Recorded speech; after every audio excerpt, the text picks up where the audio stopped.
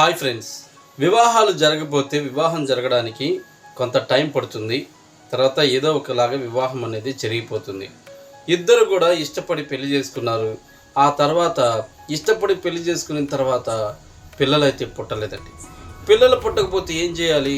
హాస్పిటల్కి వెళ్ళారు, చూపించుకున్నారు, తర్వాత మందులు వేసుకున్నారు. అయినా కూడా వారికి పిల్లలు కలగట్లేదు. అసలు ఎందుకు నాకు పిల్లలు కలగట్లేదని వాళ్ళు ఏం చేశారంటే ఒక పూజారి వద్దకు వెళ్ళాడండి. పూజారి వద్దకు వెళితే ఆ పూజారి కొద్ది రోజులు చూశాడు, మంత్రాలు చేశాడు, అని అన్నాడు, మంత్రాలు చేశాడు. ఆ తర్వాత అయినా కూడా వాళ్ళకి పిల్లలైతే పుట్టలేదు. అయితే ఒక రోజున ఒక షాక్ ఇచ్చారండి. ఏంటంటే, మీకు పిల్లలు కానీ పుట్టలేదు కదా, అయితే నేను చెప్పినట్టుగానే మీరు కానీ చేస్తే మీకు తప్పకుండా పిల్లలు పుడతారని చెప్పారు. మీకు ఒక గ్రహణ దోషం ఒకటి ఉంది.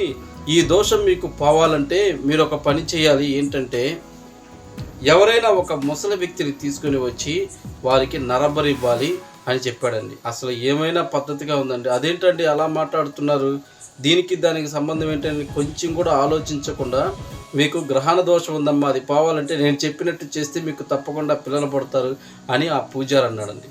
అయితే ఆ పూజారి చెప్పిన మాటలు వీళ్ళు కనీసం ఇది మంచా లేకపోతే చెడ్డ అని కొద్దిగా కూడా ఆలోచించకుండా వాళ్ళు ఏం చేశారంటే, వాళ్ళ కన్న తండ్రిని, ఆయన ముసలి ప్రాయంలో ఉన్నాడండి, చిన్నతనం నుంచి పెంచి పోషించి పెద్ద చేస్తే ఆ కన్న తండ్రిని ఒక రోజున ఏం చేశారంటే అకస్మాత్తుగా వారు కిడ్నాప్ చేసి ఆ అడవిలో ఆ క్షుద్ర పూజలు చేసేటువంటి పూజారి దగ్గర తీసుకొచ్చారండి.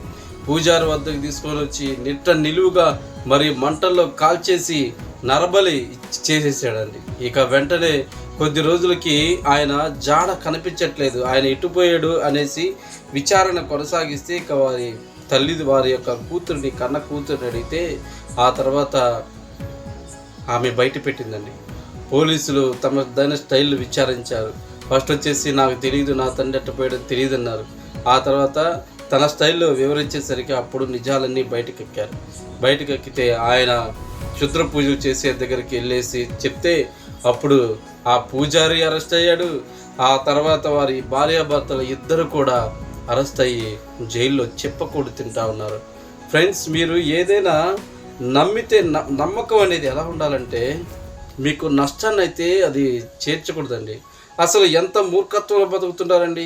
పిల్లలు పుట్టాలంటే ఏం చేయాలి? హాస్పిటల్కి వెళ్ళాలి, మందులు వేసుకోవాలి, ఆ తర్వాత డాక్టర్ ఇచ్చేటువంటి సజెషన్స్ తీసుకోవాలి, ఆ తర్వాత దానికి ఏం చేయాలో అది చేయాలి. అంతేగాని ఒక నరబలి ఇస్తే పిల్లకాయలు పుట్టడం ఏందండి? అసలు కొద్దిగానే బుద్ధి ఉందా? ఏమైనా కొద్దిగానే జ్ఞానం ఉందా? ఏ మాత్రం ఆలోచించకుండా వారు ఏం చెప్తే అది నమ్మేది కాదండి. మన స్టైల్లో మనం ఆలోచించాలి, మన బుద్ధిని ఉపయోగించాలి. కాబట్టి ఇలాంటి సంఘటన ఇది ఉత్తరప్రదేశ్లో జరిగింది. ఆ ఉత్తరప్రదేశ్లో ఇప్పుడు వాళ్ళు భార్యాభర్తలు ఇరువురు కూడా సుఖంగా సంతోషంగా జీవించాల్సినటువంటి వాళ్ళు ఈరోజు వాళ్ళు జైల్లో కూర్చొని అడక్క తింటా ఉన్నారు. ఫ్రెండ్స్, మీరు ఇటువంటి నమ్మకాలకి మీరు నమ్మకండి.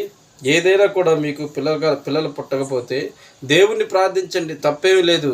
కానీ నరబలి ఏంటండి? అది చాలా తప్పు కదా. మీరు హాస్పిటల్లో చూపించుకోండి, మందులు వేయించుకోండి, మీ ఇష్ట దైవాన్ని ప్రార్థించండి, తప్పులేదు. అంతేగాని మీకు ఇష్టం వచ్చినట్టు పూజారి ఏది చెప్తే అది మాత్రము చేయకండి. మొట్టమొదటిగా మీరు నమ్మకండి. Thank you friends.